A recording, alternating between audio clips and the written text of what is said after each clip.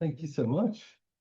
Okay, cool. So, um, I want to begin this and kind of most importantly with maybe three really quick statements. The first is just an enormous thank you to Paolo Viscardi. I'm pretty sure all of you know him. Most of you have said unbelievably positive things about him. But I just want to say thank you for the generosity, not only for your time and resources, but also for just the empathy of trying to cultivate different projects that are aligned with these ideas with different artists and people across Dublin.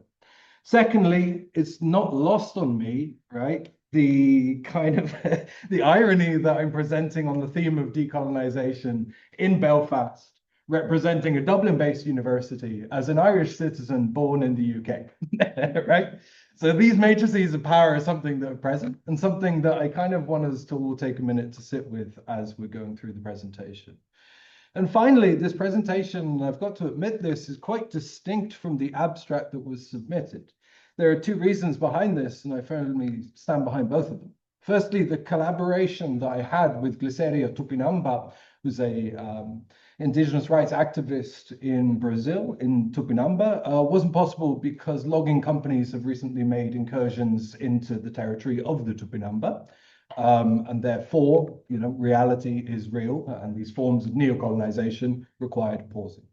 Secondly, in conversation with colleagues in Rio, and as a result, kind of laughably, none of my students chose to select varying things to do with Rio de Janeiro, and everybody was quite obsessed with Roger Casement.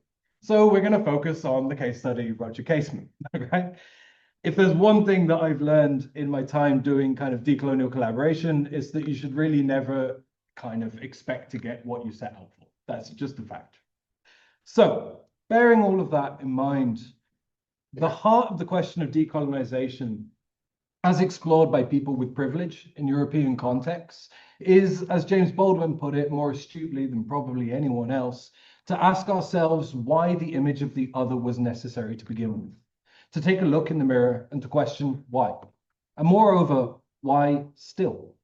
Decoloniality is distinct from postcoloniality, which might be understood as the supposed temporal condition that follows colonization. Anti-coloniality reflects the material effort to eradicate systems and infrastructures of colonization, the exact work that Glicéria Tupinambá is doing right now, resisting logging taking place in her territory might be understood as anti-colonial. However, decolonization is a potentially trickier term, as it often refers to something that appears to be a lot less tangible. To decolonize is to remove the lasting traces and legacies of colonization. And this might involve things like values, ethics, worldviews, aesthetics. The term decolonization often risks neutralization because its intangibility can permit a much more metaphorical use, right? Galleries are particularly guilty of this, myself included, and that's why we have authors such as Eve Tuck and Wayne Yang's seminal paper, Decolonization is Not a Metaphor. And when we combine decolonization with Gramscian theory, forgive me for a brief bit of Marxism, what we realize is that that ideological labor is absolutely essential. Gramsci argues that the relations of material production are governed by a superstructure that's ideological. We can think about this really quite simply as the values that you are taught by education, family, religion, so on, obviously impact how you act materially in your daily life, how you spend money, who you vote for, what businesses or who you think constitutes the society of the nation that you're living in. This in turn, and these actions will support systems that support other forms of ideology. Gramsci terms this effort to change superstructure through a theoretically informed action as being praxis. This is what praxis really constitutes, if we hear that term all the time. So a decolonial praxis that's applied to a natural history museum needs to do two really key things. Firstly, it needs to consider what are the benefits to the societies where the collections are coming from. And one great example of this I've learned from Paolo is the continuing collaboration with the Lee Kong Chian Natural History Museum in Singapore and the Dead Zoo. but also, in line with James Baldwin, a self-examination about what these taxidermied birds and other traces of coloniality might tell us about our epistemological foundations is necessary. We need to look in the mirror. One handy term that we're not going to dwell on for too long, don't worry, is hauntology. And you'll forgive my amazing, slide design here. It just had to be done, right? Hauntology was largely introduced as a term by Jacques Derrida, popularized by Mark Fisher, and was often used to refer to how Marxism kind of haunts contemporary society from beyond the grave. I am the living proof of this, rambling on about Marxism 200 years later to you right now. But one might think of this, right, in a kind of interesting way. One might think of the ghosts that constitute how we see the world now as a bit like the water of a fish in a sea. Right? The fish is unaware of the water, but it conditions absolutely everything that fish knows to be true. This is the basis of hauntology. So the Dead Zoo then, this is the Natural History Museum in Dublin, becomes a home for ghosts. Not only the spirits of the animals that were once alive, but the worldviews and imperial networks that both did exist, and because the museum is still forming superstructure, what we've just discussed, whose epistemology is shaping how we see the world, right, still does exist. The job of decolonial praxis then in natural history museums is not so much to give things back in the same way that it might be for the British Museum holding on to objects still valued by living communities. Because, as Paolo quite nicely said in a Q&A recently, to whom do we give back a dead antelope, right?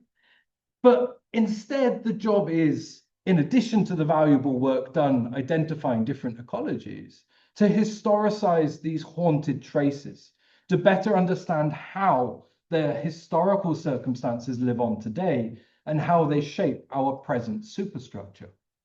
Some really key questions that we might ask ourselves are, whilst these collections undoubtedly inspire curiosity in biology, and happy birthday, David Attenborough, right? What visions of the natural are produced? This is quickly destabilized when we see a two-headed kitten in a jar. That was shocking to me. I'm sure it's not to you. I had a whole moment, right? Following the tagline of the Dead Zoo, a museum of a museum, whilst collections might try to tell one scientific story, what does their housing tell us? Who is and is not involved implicitly when we use these latrines, when we keep using these architectures? And finally, perhaps most importantly, in this odd space where things feel somewhat dead and somewhat alive, colonial epistemologies meet contemporary education, what new stories might we tell? This was precisely the ambition of Ishmael Claxton in his wonderful project, The Dead Zoo in Blue. As an African-American photographer, he used blue-tinted film in order to engage with the racialized histories of the collection.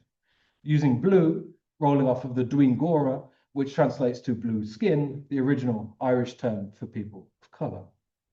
By beginning from this framework, we can begin to address the varying different material components and how they link as traces of material histories that are demonstrative of epistemic violence, whether through the origins of taxidermy or what the ascension records tell us.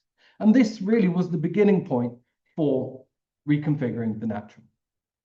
So here we can see a basic module overview. The classes begin with a more expanded version of the framework that we've just discussed, combined with a destabilizing of the idea of what is natural. Naturalness itself is historicized, beginning from the ancient Greek ordering of the polis versus the wild, right? City here, wild there, and bringing us to the present day, largely informed by Malcolm Ferdinand's, and if you've not read this, check it out, Malcolm Ferdinand's Decolonial Ecology, Thinking from the Caribbean. I'll give that book reference as many times as people need. This framework provided a kind of before iterative trips to the museum, right? It kind of helps learners to contextualize the ways in which they engage with that material.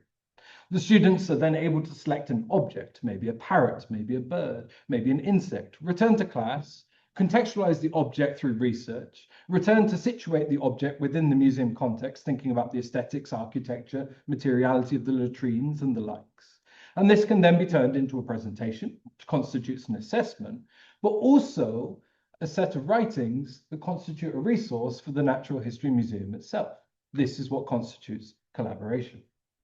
So having run this year, by far the most recurrent figure discussed was the infamous Roger Casement. I'd like to use the remaining 5 minutes to quickly summarize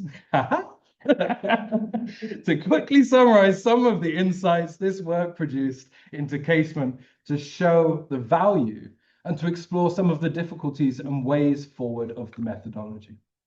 The following slides draw on research engaged with by my third-year students this year. Roger Casement now is responsible for a really significant collection at the Dead Zoo. Right? The collection ranges from tropical birds to memorabilia. Despite working for the British government parallel to colonial projects, Casement is commemorated within Ireland for his role both as an abolitionist and his role in the 1916 Rising, which was also the reason, along with the public reading of the private diaries now known as the Black Diaries that revealed homosexual relations, that he was sentenced to death in the UK. In recent years, much has been published about Casement, including by Aidan O'Hanlon at the Dead Zoo, which highlighted Casement's role in natural history collecting and reporting on the Putumayo atrocities, which were committed by the British-owned extractive rubber plantation Peruvian Amazon Company. The Barbadian workers in the condition of enslavement were technically British subjects, and Casement's report to the British Foreign Office led to the shutting down of the company. This being said, the redemptive narratives of Casement risk eclipsing his heart of darkness, right? There is a description of Roger Casement by Joseph Conrad, the author of the famous Heart of Darkness. From here on, I'll be drawing on the wonderful work and nuanced work of Leslie Wyatt. People are much less willing to reflect on his colonial epistemologies, even when performing actions that might have been considered abolitionist or liberatory. During 1911, when Casement brought two young Amazonian men, Omarino and Recudo, without their families nor Recudo's wife, he had them painted and photographed. I've spared you the images here. However, it's important to note that they were photographed as specimens, unclothed, front on, then side on, painted, both in loincloths.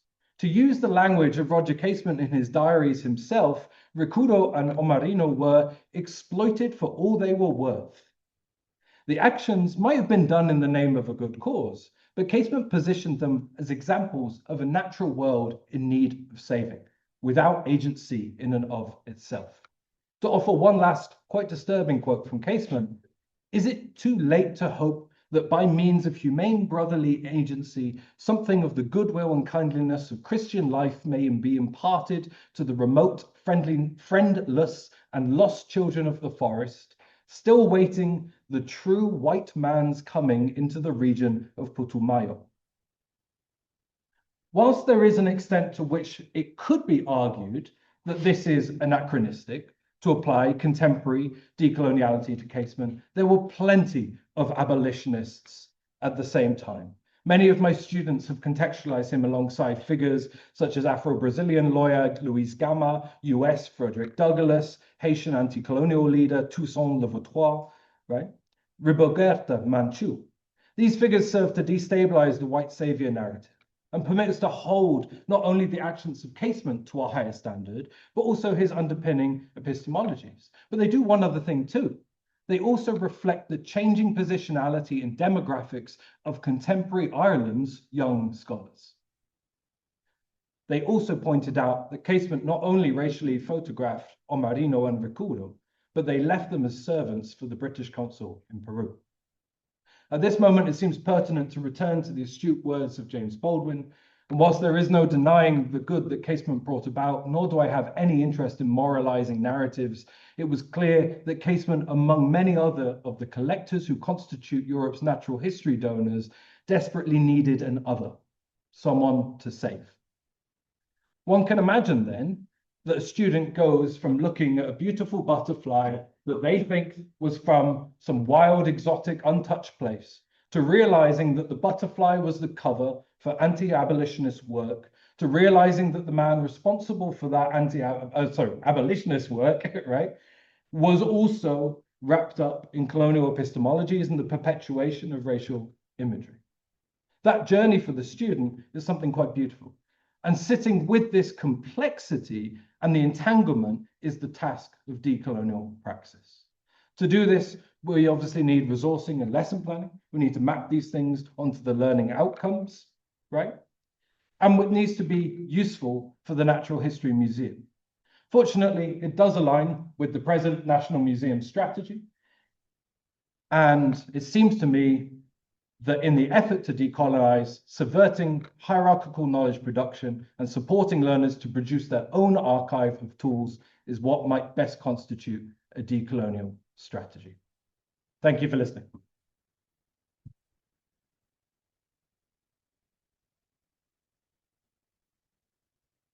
Very good. Oh, stay there. Oh, Stay. Okay. Thank you, Jye. That was amazing. I want to take your class now. That was very cool. So, do we have any questions from the floor for Jye? I have one while people have a think about it. What is your answer, Jye, to whom do we give back the dead antelope? I don't think we do, right? I think we leave it with Paolo. Just to pass on that ethical problem. No, but quite seriously, we have in a weird way, it comes round to a similar philosophical and ethical problem as Casement's positioning of those two young men, right? We're taking away particular forms of agency whenever we're dealing with collections, but we also need to recognize the material reality of the actual thing. Those boys were alive, you know? They had places to be, they had wives, they had family, right? So their use as a tool for arguing something is a tricky one, right? Glicéria Tupinambá, my colleague in Brazil, talks extensively about the way she views these cloaks that she makes, that are part of a kind of tradition. And she really rejects treating those as an object, right? For in her cosmology, these are agents, they are living things, right? So she resists their position in the collection. But a taxidermied antelope, most of us can agree at this stage, is something dead.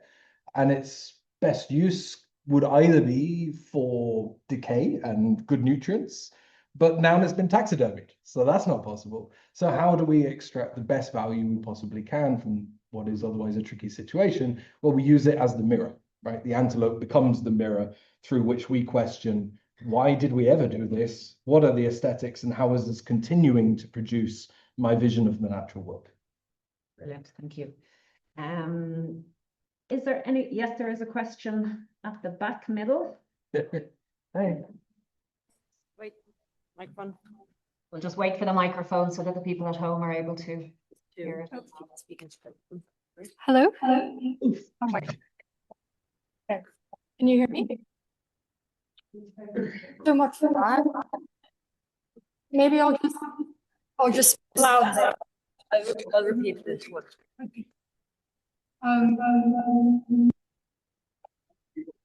I can repeat the question for the online listeners if that's better.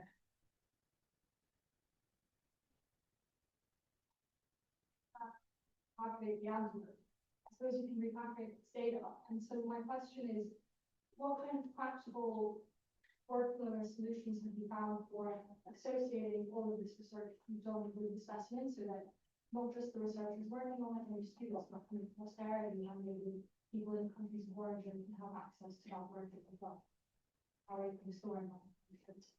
So that question for those online who might not have been able to hear it is around the use of the data relating to the specimens and how that data can be made contribute, I guess, to the greater good, I think is my take on that question. Jye? And be made available to the people from whom that was taken, yeah. So the my honest answer to that question is I have not yet. This presentation was essentially flushed out 3 days ago because all of my students submitted late, which is a truth we all know working with students, right? But the slightly more kind of rigorous answer to that is, so I've set up a long-term, about 5-year partnership with the State University of Rio de Janeiro, where I work closely with a guy called Renato Pera. And we co-run some decolonial ethics modules in NCAD and in UERJ, this university over there. So this was the first time we've trialed student engagement with these materials. That material is now there. you are, you know, having the very first glimpse of this. We're developing a kind of web system exactly addressing what you're saying, right? So a web platform whereby people globally, theoretically, could engage with these histories with links to the relevant sources and so on and so on. I wouldn't want to speak to it too much because that's presently in production. And that's quite important for me, that actually the requirements of that web platform were dictated by people, mainly Glicéria Tupinambá, I've kind of referred to a couple of times, because the truth is, I don't know what would be useful to her, right? So I can talk to the decolonial aspect, which I believe is the work that needs doing here and now, but I can't really talk to what ways it would be useful for her anti-colonial lived reality right now.